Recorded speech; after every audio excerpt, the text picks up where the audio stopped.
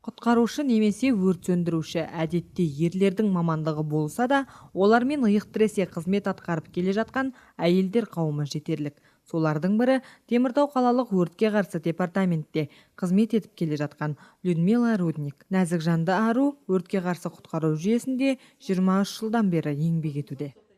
На сегодняшний день моя цель и задача по профилактике пожаров. Бүгінгі таңдағы менің жұмысым өрттің алдын алу, яғни қала тұрғындары арасында түсіндіру жұмыстарын жүргізу.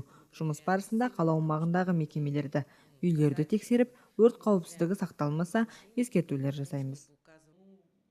Людмила Дмитриевна өз мансабын 1995 жылы өрт сөндіру бөлімшесінде диспетчер болып бастаған. Людмила өзі мойындағандай, 22 жылдан кейін бас маман болам деген ой ол кезде мүлдем болмаған. Тіпті осы уақытқа дейін елестетіп те көрмеген екен. В принципе, у меня работала мама в противопожарной службе, но она работала, в принципе, секретарем. Негізі 12-ші мамандандырылған өрт сөндіру бөлімшесінде менің анам хатшы болып қызмет еткен. Бала кезімде анаммен бірге келіп тұратын едім. Ол жерде небір сайыстар ұйымдастырылып тұратын. Мерекелік шараларға да еріп барған уақыттарым болды. Бәріне қызығып, әрі қызғана қарайтын едім.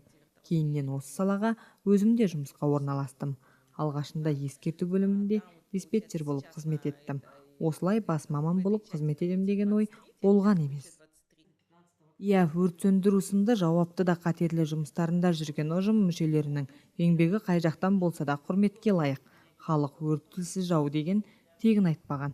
19 қазан құтқарушылар күні ретінде өрт сөндіру мамандарының кәсіби күні болып белгіленген. Бірі білсе, бірі білмейтін бұл атаулы күннің маңыздылығы зор. Профессиональный праздник для наших сотрудников, я так думаю, это все-таки... Біздің әріптестер үшін мерекенің маңызы зор. Себебі дәл осы күні біздің мамандықпен көп адам танысады. Жұмыстың ауыртпашылығын сәлде болса сезінеді.